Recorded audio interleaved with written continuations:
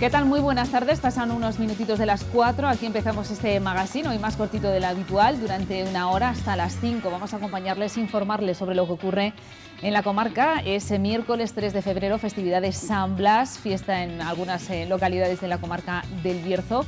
Una jornada en la que vamos a hablar de cuestiones sanitarias, porque por fin el Gobierno está dispuesto a aceptar la COVID como una enfermedad profesional para los sanitarios. De ello vamos a hablar en este magazine, en la recta final, en el que también les daremos a conocer el balance del ejercicio 2020 del Centro de Tratamiento de Alcoholismo de Beda, en una jornada en la que celebramos el Día Internacional de los Abogados y aprovechamos la ocasión para conocer cómo se encuentran los integrantes del Colegio de Abogados de Ponferrada. Nos acompaña ya su presidenta, Yolanda Álvarez. Bienvenida, Yolanda. Bien, muchas gracias. Que no es una festividad que vosotros celebréis, ¿no? Realmente. Pues, a ver, realmente es algo que, bueno, pues como todos estos días, supongo que es por dar un poco de visibilidad a la figura, pero ciertamente para nosotros, bueno, pues es un día como otro cualquiera de trabajo y bueno, nada, de seguir con nuestras actividades como todos los días. ¿Y cómo estáis? ¿Cómo encara el Colegio de Abogados este año 2021, después de un año 2020 tan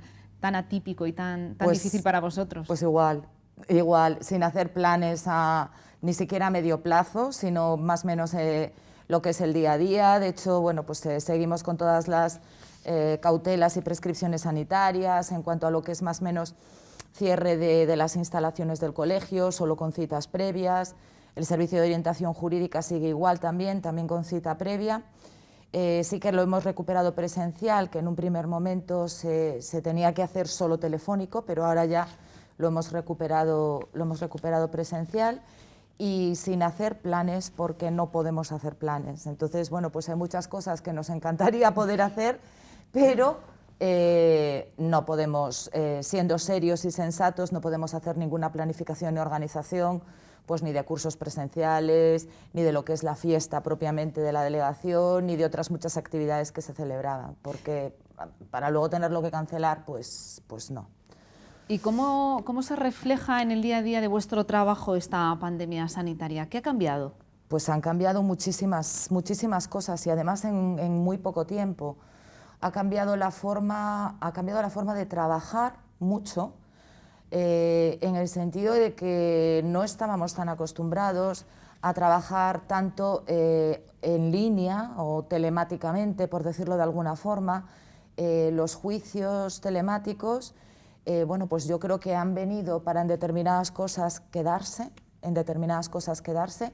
y bueno, pues eso es algo que no se estaba realizando con anterioridad. Sí se hacían conexiones, pues para a lo mejor una declaración de un testigo que estuviera fuera de aquí de Ponferrada y que no le fuera fácil acudir, pero los juicios telemáticos pues es algo que nos ha llegado con la pandemia y nos ha cambiado la vida, nos ha cambiado también la vida la forma muchas veces de atender a nuestros clientes, porque bueno, pues es distinto pues la normalidad en la que vivíamos antes de marzo del año pasado, pues a lo que estamos haciendo hoy. Se están manteniendo también videoreuniones con clientes, videoconferencias, para facilitar un poco pues el contacto con nuestros clientes. ¿Y hay algo que se pierda en esas conexiones telemáticas? Se pierde mucho. A la hora de conocer a un cliente, de entenderlo, de luego poder hacerle una buena asistencia.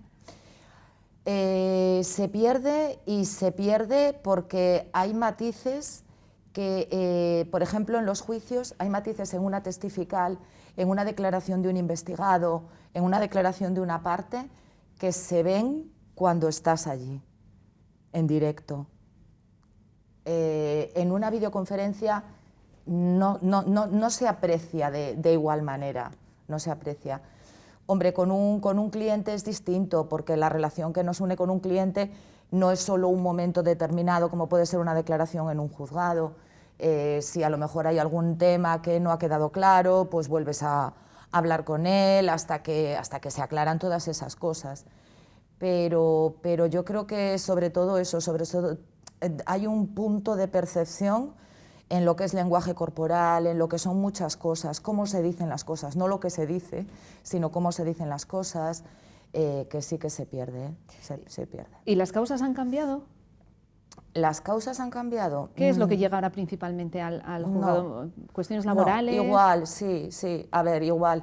Yo, bueno, laboral precisamente no es un tema que yo lleve en absoluto, no, pero bueno, el conocimiento que tengo, evidentemente, hombre, sí, pues hay más ERTEs, hay más en un determinado momento, más ese tipo de procedimientos, pero vamos, no especialmente, bueno, sí porque son derivados por crisis, evidentemente. No es tanto como la crisis sanitaria aparte, que puede provocar las bajas y todas estas cosas sanitarias, pero aparte es el tema económico que va detrás de todo esto, ¿no? Tú sí eres una gran conocedora de los delitos contra la violencia, contra las mujeres, de la violencia machista. No sé cómo ha sido el año 2020, cómo han sido esas mujeres pues raro. Que nos hemos acordado mucho de ellas encerradas en casa, en muchos casos con sus agresores, con sus parejas violentas. Pues mira, ha sido un año raro, ya como lo hemos comentado en más ocasiones. Hubo, justo cuando nos encerraron, en el mes de marzo, hubo 2, 3, quizás 4 semanas en las que prácticamente parecía que no había delincuencia en el Bierzo. No había prácticamente asistencias, no había violencia de género, de hecho descendió durante una gran temporada todo el tema de las denuncias por violencia de género. Yo no sé a qué es debido, porque ciertamente todo el sistema estaba preparado para seguir haciéndolo, pero pueden ser muchas cosas. Ellas evidentemente estaban encerradas en sus casas con sus presuntos agresores, pero sí es cierto que durante 3 o 4 semanas prácticamente no hubo ninguna denuncia. Es difícil, yo no sé lo que estaba pasando por las cabezas de esas personas allí encerrados. Pero bueno, sí es cierto que posteriormente y en las asistencias que se han prestado en el tema de violencia de género, a lo largo del 2020, al final de año, hemos acabado prácticamente en los mismos números que el año anterior. O sea, que no ha habido grandes variaciones, ¿no? No, la diferencia creo que es de 1 o 2 denuncias respecto del año anterior. No sé cómo lo han podido llevar, sinceramente, pero lo cierto es esto. Sí que pasados ese primer periodo de choque, luego sí que ya se empezaron a producir las denuncias y bueno, pues se ha atendido a todos los casos con la misma normalidad. Con la salvedad de que sí que al principio, pues lo que estábamos comentando, se hacían en las videoconferencias, que hay muchas cosas y muchos matices en esas declaraciones que no se aprecian.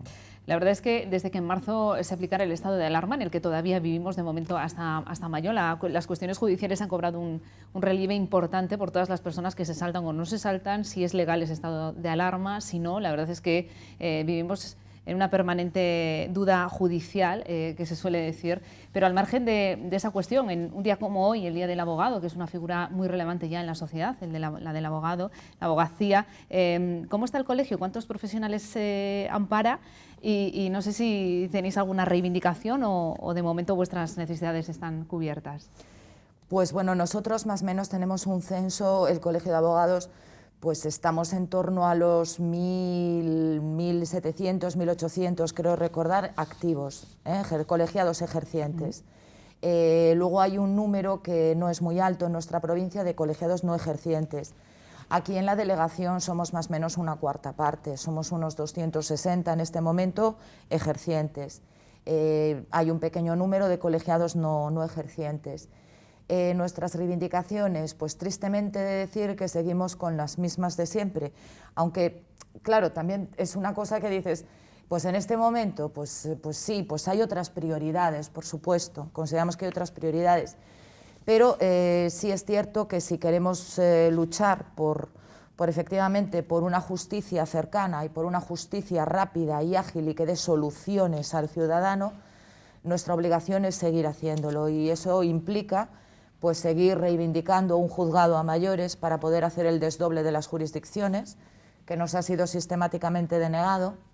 Yo no sé cómo hacen las cuentas. Esta mañana escuchaba yo a Ana del Ser, la recién revalidada, reelegida presidenta de la Audiencia Provincial, quejarse también de que necesitan más juzgados y que la justicia se dote de más medios.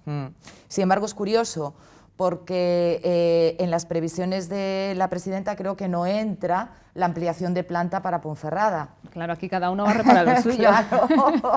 Claro, que si esto se lo preguntas a la decana de aquí de los juzgados de Ponferrada, pues probablemente te dirá que sí es imprescindible un juzgado más para poder desdoblar instancia e instrucción, lo que permitiría una mayor agilización en los trámites judiciales.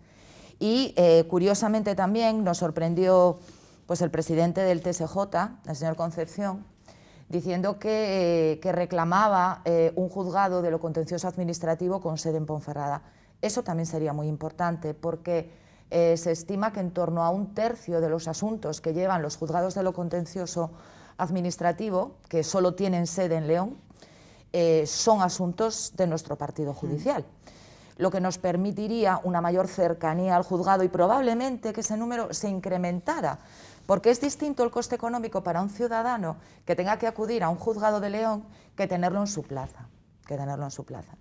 Entonces, bueno, pues nuestra obligación es seguir reivindicando esto para prestar una mejor calidad en cuanto a la justicia al ciudadano.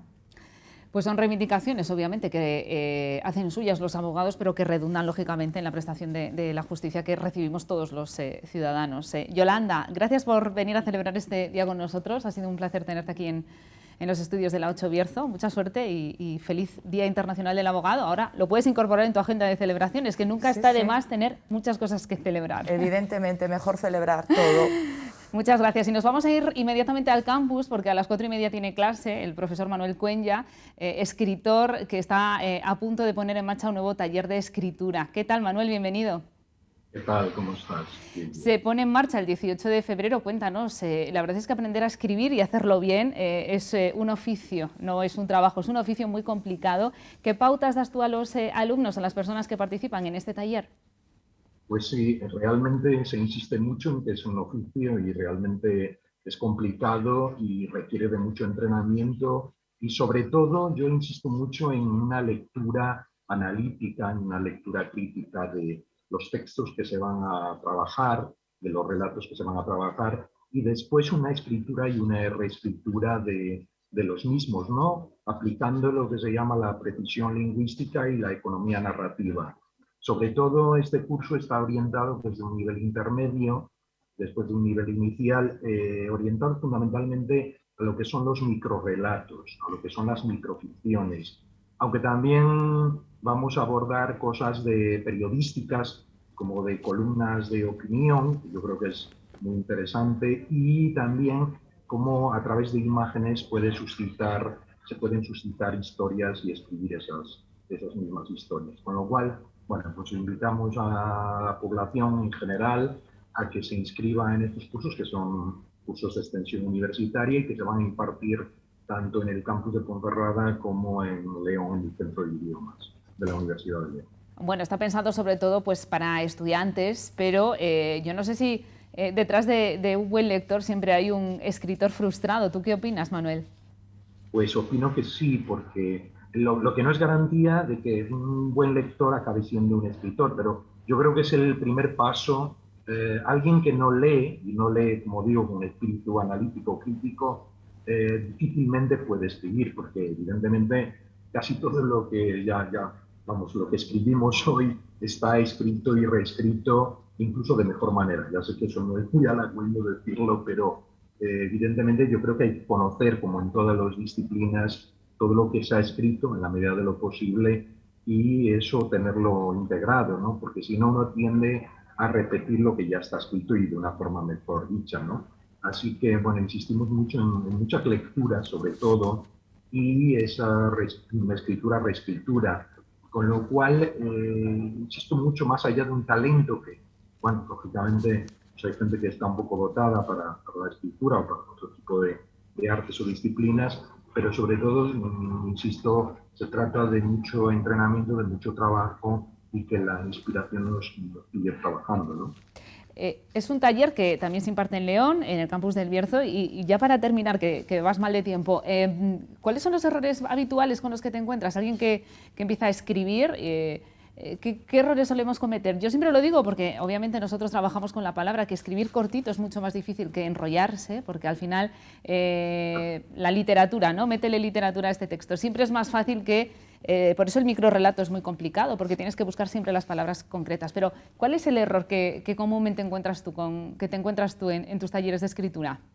Claro, pues precisamente eso, Silvia. Precisamente el intentar ser farragoso, porque se cree o se tiende a creer que la literatura es algo que es barroca, es algo, una cosa farragosa, y no. Tiene que ser bien inteligible, bien sencilla. Yo creo que para aprender a escribir se tiene que escribir de una forma muy, muy sencilla. Hay ejemplos varios, desde Delibes hasta otros, en términos literarios, y yo creo que la clave está en que sea inteligible para cualquiera que lo lea, con frases al principio cortas, y después, bueno, pues lo que siempre digo también es que ese texto, esos textos más o menos breves, más o menos grandes, pues que produzcan reflexión en quien los va a leer y también que produzcan cierta emoción, ¿no? Si se consigue eso, pues bueno, está conseguido todo, ¿no?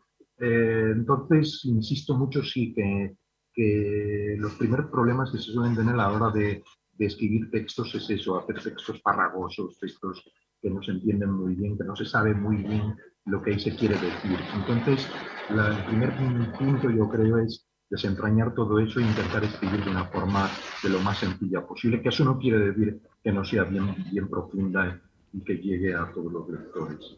Evidentemente, la sencillez a veces se confunde, lo contrario es la pedantería. Un texto sencillo puede ser un texto brillante. Manuel Cueña, pues muchísimas gracias por atendernos. Te dejamos, que tienes clase ahora a 1:30 en este taller de escritura, como decimos, que se va a poner en marcha el próximo 18 de febrero. Que escribas y que leas mucho. Muchas gracias. Muchas gracias a vosotros. Un saludo. Y sin duda, para escribir lo mejor es escuchar a la gente de la calle. Hoy hemos sacado las cámaras y los micrófonos de la 8 Bierzo a la calle para preguntarles a ustedes de qué están hartos. Tal día como hoy, un 3 de febrero del año 2021, casi un año después de que se pusiera en marcha la pandemia, hemos querido inspirarnos escuchándoles a ustedes. Van a ver de qué están hartos las personas que han querido participar en esta encuesta de calle que hemos realizado esta mañana. ¿De qué estáis hartas? De la mascarilla. De la mascarilla. De verdad. Decir malas palabras de la mascarilla. Ya el tema COVID está como que demasiado cansón y ya cada quien tiene que ver que es su responsabilidad cuidarse y proteger a los demás. Entonces, si tuvierais delante al COVID, ¿qué le diríais? Puto COVID. Que vaya. Que me deje quieta, que quiero respirar. ¿Y usted de qué está harta? También del COVID, que todo es COVID, en las noticias COVID, en la calle COVID, todo COVID. ¿Tú de qué estás harta? Del coronavirus. ¿Por qué? ¿En qué te ha cambiado la vida? Pues en todo, en no poder estar con mi familia, mis amigos y muchas cosas, no poder salir a los bares y ya. Qué vida más dura, ¿eh? Sí, y sin salir de fiesta.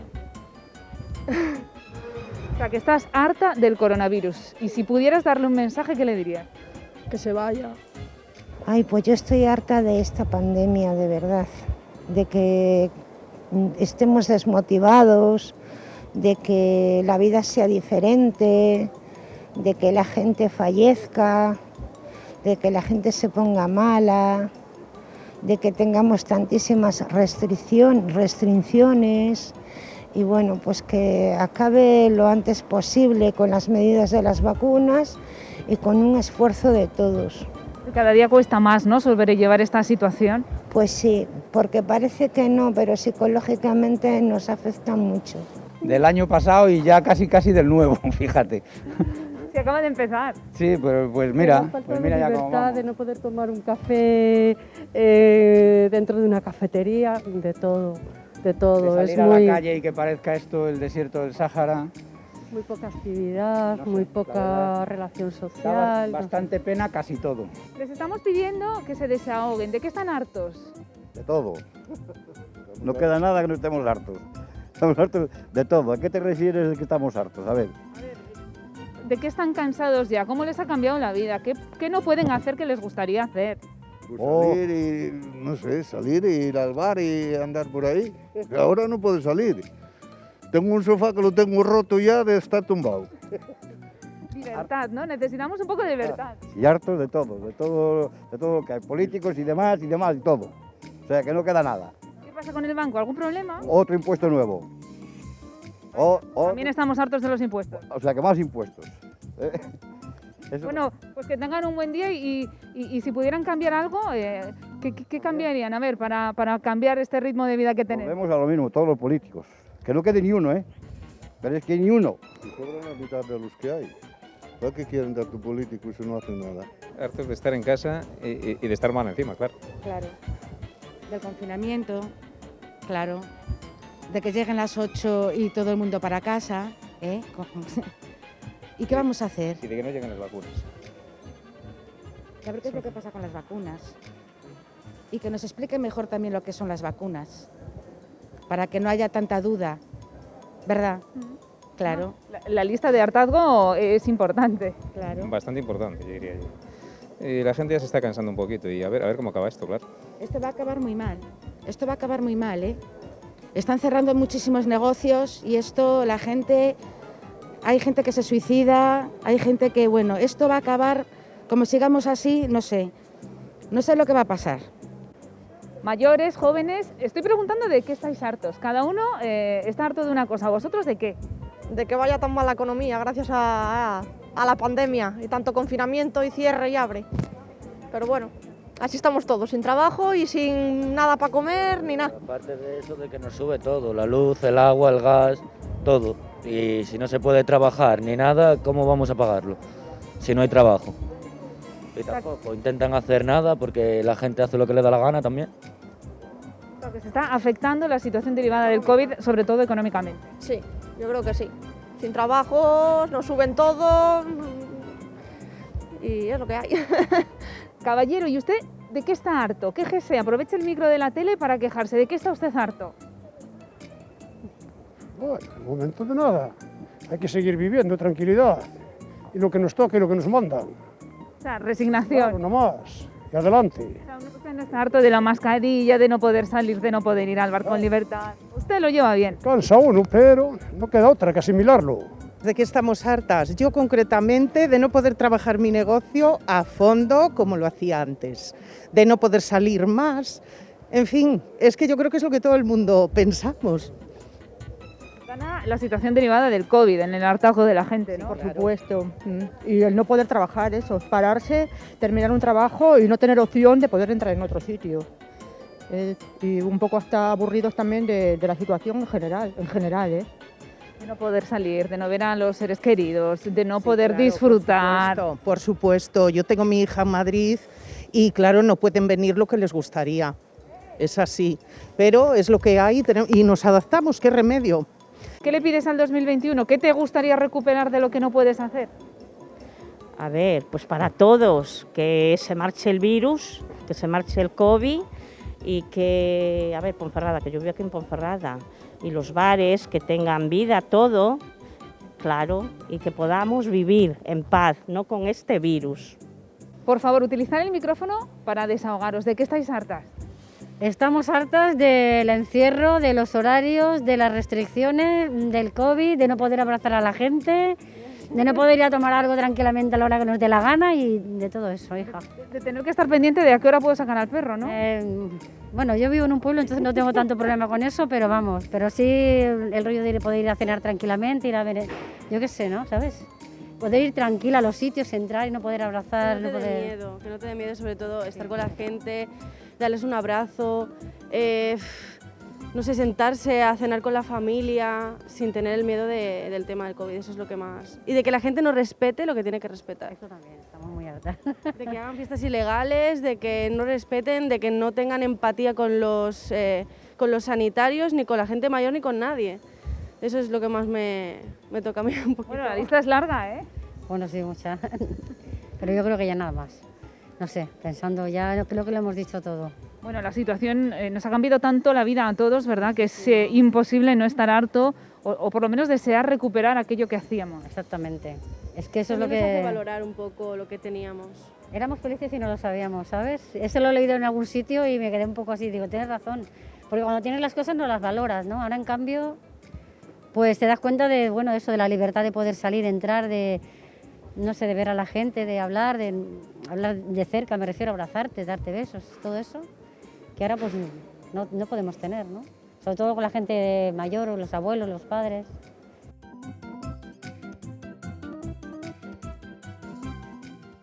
Éramos felices y no lo sabíamos. Qué gran reflexión la que hemos recuperado esta mañana de la calle. Y nos vamos a ir ahora hasta Veda, que ya dispone de la memoria correspondiente al año 2020. Nos escucha ya su psicóloga, María Bretaña. Bienvenida.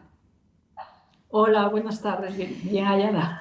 Yo creo que lo más destacado, María, de esa memoria que ha elaborado Veda del año 2020 es ese cambio en la forma de consumo de alcohol, ¿no? Se consolida una tendencia que ya se venía manifestando, pero que parece que tiende a la consolidación, ¿no? El consumo compulsivo de alcohol. Efectivamente, es una de las conclusiones que hemos recogido con el análisis de la memoria de este año, que aunque lo veníamos observando desde hace ya 10, 15 años, que poco a poco iban subiendo el número de personas con este tipo de consumo, es verdad que este año la sorpresa es que ha dado el vuelco y ya un 54% de las personas que tenemos aquí son personas con un consumo compulsivo. Quiero recordar que este consumo compulsivo es un patrón muy diferente al consumo diario, que es el consumo diario sería aquel de esas personas que todos los días tienen que consumir una cantidad de alcohol, que se toman sus vinos, que se toma su cantidad de alcohol a la comida o en distintos momentos, que posiblemente cuando abandonan ese consumo tienen síndrome de abstinencia. Y este consumo compulsivo, por otro lado, es una forma de consumo que apareció mucho más tarde y que es la forma esa en que empezaron a consumir los jóvenes, cuando empezaban a consumir solo los fines de semana, asociados a las salidas, la diversión, etc. Bueno, pues eso se ha ido convirtiendo en una forma habitual durante estos últimos años hasta llegar a consumarse como una forma importante de consumo, que como veis, la mitad de las personas, un poco más, ya lo están siendo. Y desde luego que es una forma de consumo muy compleja, complicada para el tratamiento y que puede tener consecuencias muy graves para la salud. En el Centro de Tratamiento de Alcoholismo el año pasado se trataron alrededor de 250 personas, 74 nuevas y la media de edad es de 48, casi 49 años. Sí que es verdad que de 2020 se presenta como un año muy complicado, muy complejo, pero no es menos cierto, María, que todavía no se puede tratar o no se puede considerar que se ha incrementado el consumo de alcohol por ello, ¿no? Porque realmente la persona, el adicto que decide dar el paso y ponerse en tratamiento, lleva una media de 10 años bebiendo, ¿no? De momento las consecuencias del 2020 a nivel alcohólico lo vamos a tener que ver dentro de unos años, me imagino. Pues efectivamente, aquí en cuestión de los pacientes que nosotros recibimos, son pacientes que cuando vienen a solicitar ayuda ya llevan, como dices, una media de 10 años con el problema, a veces 15, a veces 20. Sabes que este es un problema, el problema de la adicción al alcohol, que uno considera que es una cuestión de voluntad y que él promete intentar dejarlo y tal, hasta que ya ve que fracasa muchas veces y entonces solicita ayuda. Por lo tanto, los pacientes que nosotros tenemos y los que han venido en el 2020 ya llevaban años con su problema. Es verdad que a lo mejor esta situación nueva ha acelerado de alguna manera el que pidieran esta ayuda. Quizás algunos sí que nos manifiestan, bueno, pues al estar más tiempo en casa, la familia fue más consciente de esa problemática y quizás eso les empujó a venir. Otra cosa distinta es la gente de la población general, la gente que consuma de una manera moderada o de una manera abusiva, sin llegar a tener una adicción, que ahí sí que es posible que en una situación de estrés o de ansiedad y de miedo, de incertidumbre como la que hemos vivido, pues que algunas personas hayan recurrido a un consumo más elevado. De ahí se están haciendo algunos estudios en la actualidad, pero yo creo que sabremos más en los próximos años, efectivamente. Sí que se ha reducido el consumo social del alcohol, lógicamente. Los bares han estado cerrados buena parte de 2020 o con una intermitencia considerable y, por lo tanto, ese consumo social del alcohol, que hemos de decir que es la droga que socialmente tiene un mayor reconocimiento junto al tabaco, ese consumo social también se ha reducido, aunque me imagino que estadísticamente todavía es pronto para evaluar el impacto que puede tener, ¿no? ese cierre de los bares en el consumo de alcohol en las personas que tienden a la adicción o que ya son adictas. Claro, ese consumo social ha disminuido pues obligatoriamente, porque si los bares cierran o abren menos tiempo o hay unas medidas determinadas, pues la gente irá menos a consumir. Yo creo que, de todos modos, la gente que lo ha dejado y que consumía de esta forma volverá otra vez en cuanto los bares estén abiertos. Pero, y el que quiere consumir o el que tiene el problema, pues en vez de consumirlo en el bar, lo consumirá en casa. Por eso hubo una venta tan elevada de alcohol en los supermercados y en las tiendas. Pero sí es verdad que también tenemos que nos sirva para una reflexión, ¿no? Y para ser consciente de la forma de beber de algunas personas en esos horarios nocturnos, durante muchísimas horas, que están abiertos los bares, y que mucha gente es una forma de empezar a beber que de alguna manera beben o consumen otras sustancias para mantener el ritmo de estar toda la noche por ahí bebiendo. No sé, en las medidas preventivas quizás habría que plantearse eso también, ¿eh? No tenemos mucho tiempo, María. De hecho, hoy, miércoles, es un día de intenso trabajo en la sede de Veda, porque habéis conseguido mantener esas terapias que se hacen personales y también grupales, que son tan importantes en la recuperación de una persona adicta al alcohol.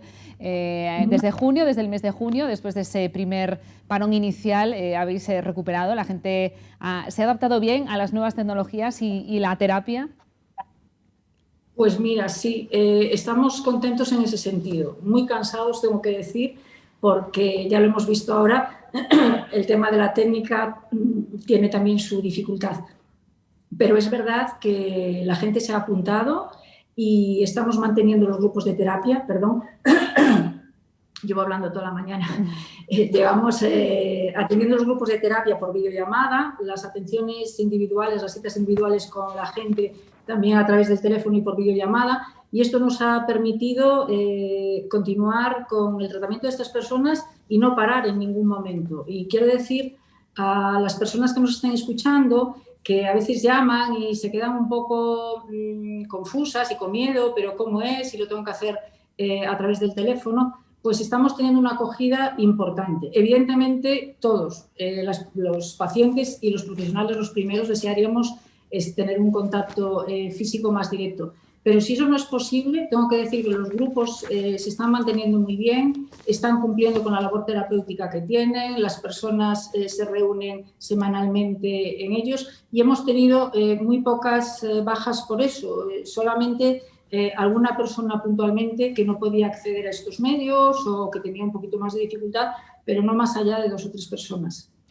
Pues María Bretaña, psicóloga de Veda, quería yo mantener esta conversación para poner luz y abordar esos datos con respecto al año 2020 muy esperados que arrojan ese gran titular del incremento en el consumo compulsivo de alcohol, que ya es más del 50% de los consumidores lo consumen de forma compulsiva. Gracias y feliz tarde, que tienes mucha terapia por delante, María. Muchas gracias a vosotros. Buenas tardes. Y nosotros vamos a hacer un alto en nuestro camino, nos vamos unos minutitos a publicidad, pero enseguida continuamos aquí en este magazine hasta las 5 de la tarde. Hasta ahora.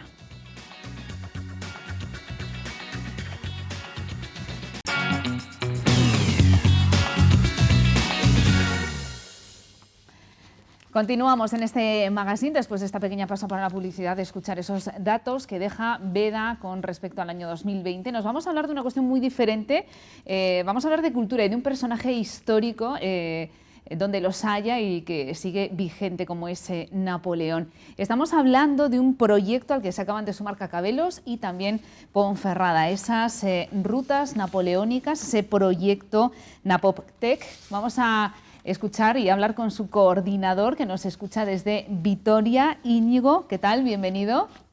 Hola Silvia, buenas tardes. Bueno, eres el coordinador de esta iniciativa a la que se acaban de sumar, como decimos, los ayuntamientos de Cacabelos y Ponferrada en el Bierzo, esas rutas napoleónicas. Pero la verdad es que estamos hablando de Napoleón, un personaje desde luego histórico que no pierde vigencia. De hecho, va a ser protagonista de la próxima película de Ridley Scott y va a encarnar este personaje, para que nos hagamos una idea, nada menos que Joaquin Phoenix, el actor del momento, Oscar por el Joker. Pues su siguiente papel va a ser convertirse en Napoleón, que sigue siendo un digamos, personaje de culto, ¿no? Íñigo sigue siendo atractivo y además ha dejado muchísima huella, que es lo que se intenta recuperar con este proyecto.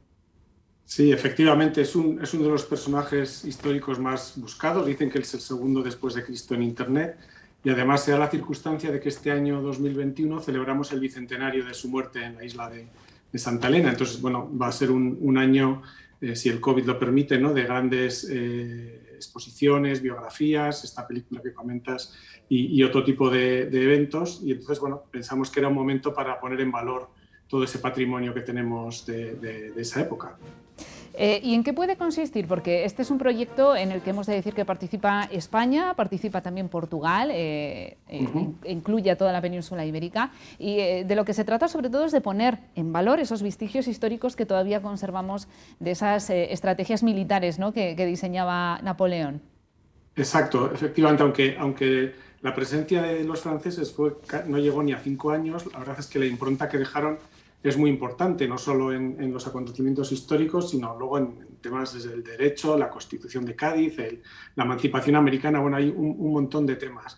Entonces, lo que pensamos es que ese patrimonio, que es especialmente intenso en la zona de la raya, de la frontera entre España y Portugal, pues podía ser un argumento, una excusa, ¿no?, para crear un producto turístico que permitiera generar opciones también de desarrollo turístico, ¿no?, de turismo cultural en esta zona que está muy afectada además por la despoblación.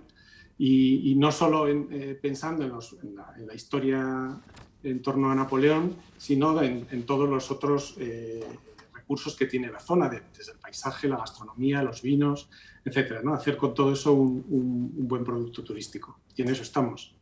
Bueno, aquí tenemos la batalla de Cacabelos, que se rememora a principios de año, ese importantísimo, ¿no?, capítulo histórico. Efectivamente, sí, en Cacabelos, bueno, toda esa zona del Bierzo figura en 2 de nuestras rutas. Una es la carrera del Inglés, se llama, ¿no?, que es la huida de Moore, ¿no?, hacia La Coruña desde Madrid, perseguido por Napoleón, y otra es la ruta a las grandes batallas, entre la que está Cacabelos. Efectivamente pensamos que todo ese patrimonio y, por ejemplo, la recreación histórica de esas batallas, que son unos acontecimientos muy vistosos que tienen un enorme atractivo, todo el tema de los mercados napoleónicos, de exposiciones, etcétera, pensamos que es un recurso además para algunos de nuestros públicos objetivos, ¿no? El público británico, el alemán, el francés, por supuesto, ¿no?, que son generalmente nuestros mercados prioritarios. Ellos valoran mucho esa época histórica por los personajes, porque Napoleón para los franceses o Wellington para los británicos son ídolos nacionales, ¿no? Y bueno, pensamos que puede ser un buen enganche y sobre todo pensando en trabajar en conjunto, o sea, es decir, que los esfuerzos de Cacabelos o de Alba de Tormes o de Arapiles o Ciudad Rodrigo por separado, pues son complicados para optar a mercados internacionales, pero si somos capaces de ir todos juntos con la Fundación Siglo de la Junta a la cabeza, la Fundación Santa María de la Real o Segitur como socios españoles en este caso, pues pensamos que podemos llegar más lejos. Y es muy importante también esta dimensión transfronteriza, ¿no?, de cooperar con nuestros vecinos de Portugal, que también tienen un patrimonio excepcional y además unos ejemplos de interpretación de ese patrimonio muy interesante. Pues pensamos que también eso acrecenta el valor y ayuda, bueno, a construir también Europa, que es un poco lo que pretenden estos proyectos Interreg de cooperación interregional. Bueno, se trata de explotar una figura como ya lo hace Bélgica, ¿no?, con esa batalla de Waterloo, donde fue definitivamente derrotado Napoleón, ese grandísimo estratega militar, y allí desde luego ya están sacando muchos recursos turísticos, ¿no?, de aquel capítulo histórico. Efectivamente, en la región de Valonia es uno de sus productos estrella, ¿no? Tú cuando llegas al aeropuerto de Charleroi o al de Bruselas muchas veces te encuentras con grandes carteles, sigue los pasos de Napoleón, ¿no?, por la región y han hecho un centro de interpretación magnífico con motivo del bicentenario. Se renovó todo eso en el año 2011, creo recordar. Perdón, más tarde, el 13, y bueno, yo creo que eso puede ser un modelo, como también hay ejemplos en Francia o la ruta histórica de Linas da Torre en Portugal, sin ir más lejos, ¿no?, que nos pueden inspirar y ver cómo se puede construir ese producto turístico entre todos. Esa fue un poco la invitación que lanzamos a ayuntamientos, a rutas del vino, a asociaciones, y que nos está sorprendiendo la buena respuesta que está teniendo, ¿no? Además de Cacabelos y Ponferrada se han unido otras 14 entidades de momento y lo acabamos de lanzar en estas semanas. Y bueno, eso es un poco lo que nos anima también, ¿no? a ver que el proyecto, que los municipios, las asociaciones locales, ¿no? lo valoran como un tema interesante, como una ayuda para vender sus recursos turísticos y sus productos y bueno, en eso estamos intentando contar con todos para hacer un producto lo más completo posible. Y tenerlo todo preparado, me imagino, cuando la gente que tiene aparcada las enormes ganas de viajar vuelva a hacer las maletas y ponerse en marcha, ¿no? Sí, efectivamente. Además, estamos convencidos que este tipo de productos turísticos que no son masificados, que se hacen en espacios abiertos y, bueno, pueden tener precisamente más demanda en esta época post-pandemia, ¿no? Entonces, bueno, esa es nuestra apuesta y la idea es empezar ya la fase de comercialización, ¿no? en las ferias internacionales más importantes. Esperemos que como sabéis, Fitur se ha aplazado, la BTL también se ha retrasado a mayo. Bueno, esperemos que la pandemia nos permita acudir a estos mercados y poder hacer ya la puesta de largo de este producto turístico. Bueno, pues que la gente tome nota de ese proyecto Napoctec. Íñigo Bilbao es el coordinador, ese proyecto que pone en valor las rutas napoleónicas, ese personaje histórico, el segundo más buscado en Internet después de Cristo, nada menos. Íñigo, ha sido un placer y estamos en contacto. Muchas gracias. Perfecto, gracias a ti, Silvia. Un saludo. Hasta luego.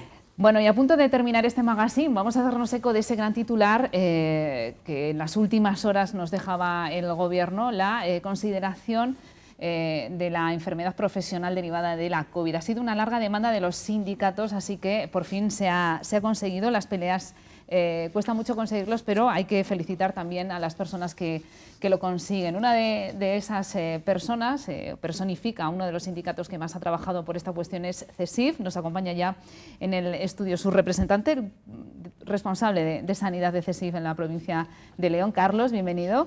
Muchas gracias, Silvia. Igualmente. Supongo que con mucha satisfacción, ¿no? Que después de casi un año de pandemia, aunque ha hecho falta casi un año de pandemia para que se tenga en cuenta que la COVID también es una enfermedad profesional. Sí, desde luego ha sido algo muy esperado, que el sindicato del CESIF ya fue el primero en que lo solicitó el 5 de marzo, enviando escritos al Ministerio de Sanidad, Seguridad Social, Inclusión y Política Territorial, haciéndose eco de la necesidad de considerarlo como enfermedad profesional. Después, en abril, también trasladamos lo mismo al presidente del Gobierno, Pedro Sánchez, para intentar conseguir que se reconociera como enfermedad profesional y no solo como accidente laboral que te cubría 5 años. La enfermedad profesional, desde luego, es un importante reconocimiento que puede beneficiar a los trabajadores contagiados a lo largo de toda la vida laboral, ya que se influye tanto en las pensiones como en las indemnizaciones. O sea, que se tiene en cuenta las secuelas, ¿no?, que pueda dejar o las derivadas que pueda sufrir el trabajador, no solo en el momento en el que está enfermo, está de baja, ¿no? Sí, efectivamente, serían reconocer las secuelas que puede provocar la enfermedad e incluso las muertes que se puedan producir. Tenemos que recordar que en este país, en España, seguimos siendo el primer país del mundo en contagios en personal de sanidad. En la última semana hemos tenido 5.997 trabajadores de la sanidad contagiados.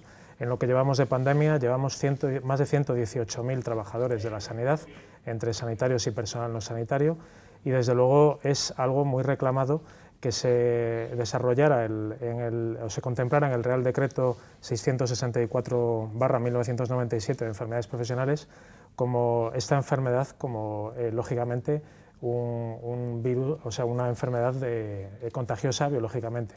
¿Es retroactiva? ¿Todos los sanitarios que se han contagiado van a poder acogerse a esta situación? ¿O? Esperamos que sí, es lo que hemos pedido desde CESIF, que sea retroactiva, con carácter retroactiva, que sea de oficio y que se reconozca con efectos inmediatos.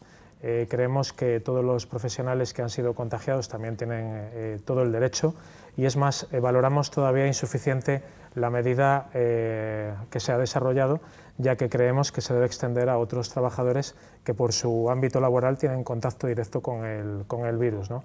Recordamos también que en sanidad hay muchas profesiones, hay muchas categorías, no solo médicos y enfermeras, sino también técnicos de laboratorio, que es una categoría que está muy en segundo plano aparentemente, pero que es muy importante en esta pandemia a la hora de desarrollar las pruebas. TECAIS, fisioterapeutas, celadores, auxiliares administrativos, personal de limpieza, etcétera, un largo etcétera que tienen todos contacto con el virus y aparte por otras profesiones también tienen un contacto directo y se debe extender a eso es la medida. Pues mira, vamos a incorporar a este debate, a esta opinión, al secretario de UGT Sanidad en la provincia de León. Alfonso, ¿qué tal? Bienvenido. Hola, buenas tardes, Silvia. Buenas tardes también, bienvenido. Estoy charlando con el responsable de Sanidad de CESIF en la provincia de León sobre ese importante paso que se ha dado en el reconocimiento como enfermedad profesional, todo lo derivado para el personal sanitario de la COVID. ¿Qué opinión tiene el sindicato UGT? Hombre, a nosotros nos parece un buen avance. Desde el punto de vista sindical, por parte de la UGT, nos preocupaba la situación de todos los trabajadores del ámbito sanitario, sociosanitario, y como bien incluso la recogía mi compañero del sindicato CESIF, incluso de otros ámbitos que pudieran estar, digamos, relacionados directamente con la enfermedad del COVID.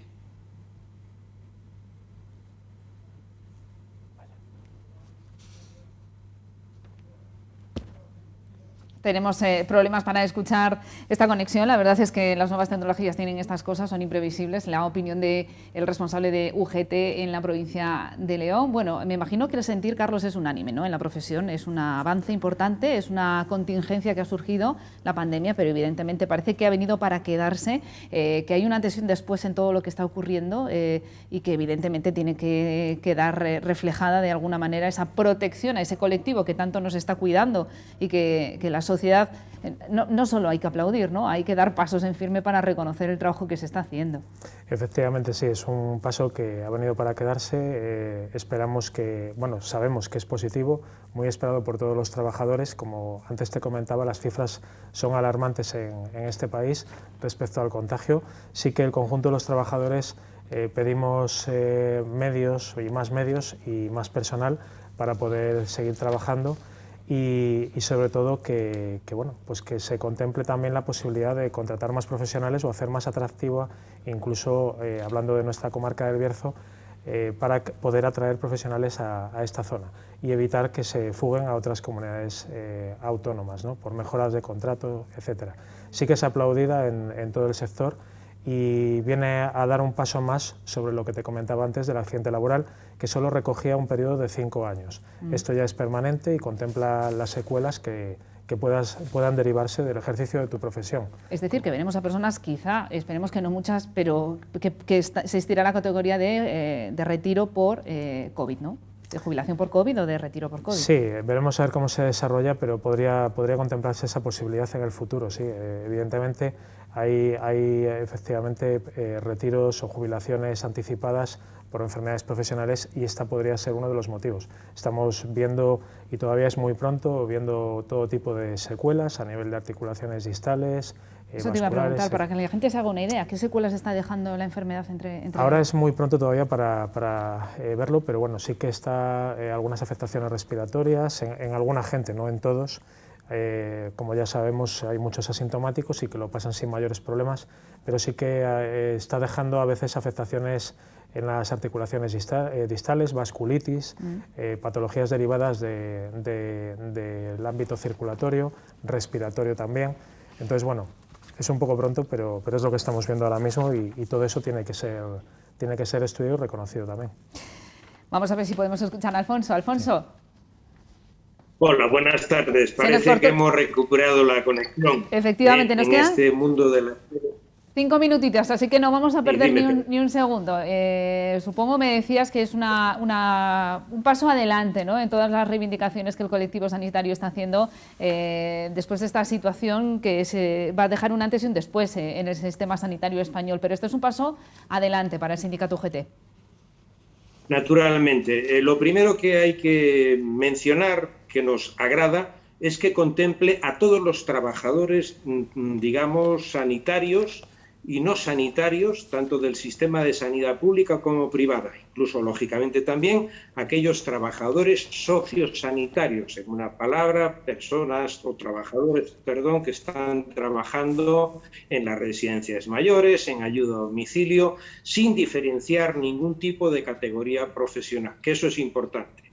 Los médicos, los enfermeros, efectivamente, están ahí en primera línea, pero también los celadores. Efectivamente, el decreto especifica clarísimamente que el personal que preste servicios en centros sanitarios y sociosanitarios. No especifica que solamente sean personal de enfermería o personal médico o personal sanitario en general o profesiones sanitarias. No, contempla un amplio espectro y esperemos, como decía también antes el compañero, creo recordar que así le escuché, que pueda contemplar a otros sectores profesionales que trabajan en otros campos afines, no solamente al campo sanitario, tanto público como privado, sino también al campo sociosanitario, residencias de mayores, asistencia, ayuda a domicilio, etcétera, etcétera.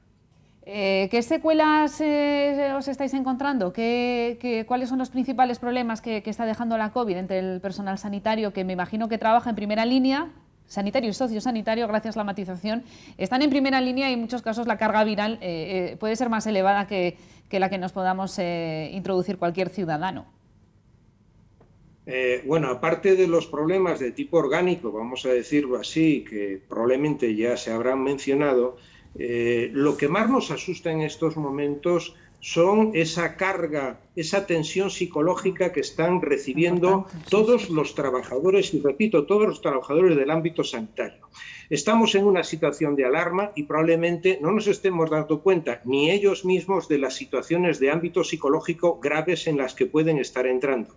Desgraciadamente, este tipo de secuelas, este tipo de situaciones, desgraciadamente mucho me temo que las veremos a medio, largo plazo y no a corto plazo. Probablemente cuando acabe toda esta alarma de la pandemia, cuando aparentemente se pueda empezar a normalizar la situación en este país y, como no, también en el ámbito sanitario, nos encontremos con situaciones realmente perniciosas de ese personal sanitario que está en situaciones de auténtica trinchera de guerra sanitaria. Así es, muchos turnos acaba llorando, nos dicen los profesionales del Hospital El Bierzo. Alfonso Rodríguez, secretario de UGT Sanidad en la provincia de León, muchísimas gracias por darnos tu versión desde el otro lado del Manzanal, muy amable. A vosotros y a Ocho del Bierzo y sus espectadores. Muchas gracias, Carlos. Sí, es importante lo que dice el compañero, la carga psicológica. Los profesionales nos dicen que los turnos acaban llorando de la impotencia, de la angustia, y todo eso posiblemente está todavía por llegar. Sí, hay mucho agotamiento en el personal que trabaja en la sanidad, como bien ha dicho el compañero también, mucha tensión emocional, psicológica, hay mucha carga, sobrecarga emocional que parecía que no, pero sí que está pasando factura en muchos profesionales y necesitan descanso que volvemos a insistir, viene también no solo de la disminución de las cifras, sino que viene también del poder sustituir con profesionales a los trabajadores que casi sin descanso llevan trabajando. De hecho, ahora incluso se ofertó en este mes el poder remunerar ciertos días de libre disposición antes que los cogieran, pues, precisamente por eso, por falta de personal. Y sí que, como decía el compañero, a medio o largo plazo veremos secuelas probablemente en todo tipo de profesionales, no solo sanitarios, sino personal no sanitario también. Bueno, ya la última, brevísimo. Hay un antes y un después de todo esto, ¿no? El sistema sanitario tiene que cambiar sí o sí a partir de cuando estabilicemos la situación y el COVID dicen que será simplemente una cosa pues pasajera como la gripe. Cuando llegue ese momento habrá que sentarse y reestructurar, ¿no? Sí, esto ha dejado en evidencia un poco las carencias del sistema sanitario y los recortes que llevamos padeciendo durante años y que llevamos denunciando durante mucho tiempo, ¿no? Entonces, sí que obliga a una reflexión de la Administración, a una profunda reflexión y sobre todo escuchar a los profesionales de la sanidad, las aportaciones que podamos hacer. Sí que hay que corregir algunas cosas, pero desde luego todo empieza también por poner medios suficientes y más personal cualificado para poder atender a todos los pacientes y todo tipo de patologías que aparte del COVID sí que se siguen produciendo y se siguen atendiendo tanto en el Hospital Bierzo como en los centros de salud de primaria. Madre mía, podríamos estar horas hablando de la situación de la sanidad, pero son las 5, nos tenemos que ir. La noticia importante que nos dejan las últimas horas, como decíamos, la COVID es ya reconocida como una enfermedad profesional para el colectivo sanitario y sociosanitario. Carlos, un placer como siempre. Muchas gracias. Gracias por venir, y a todos ustedes les esperamos mañana como cada día a las 4. Disfruten de la tarde y ya saben, a las 8 en casa. Adiós.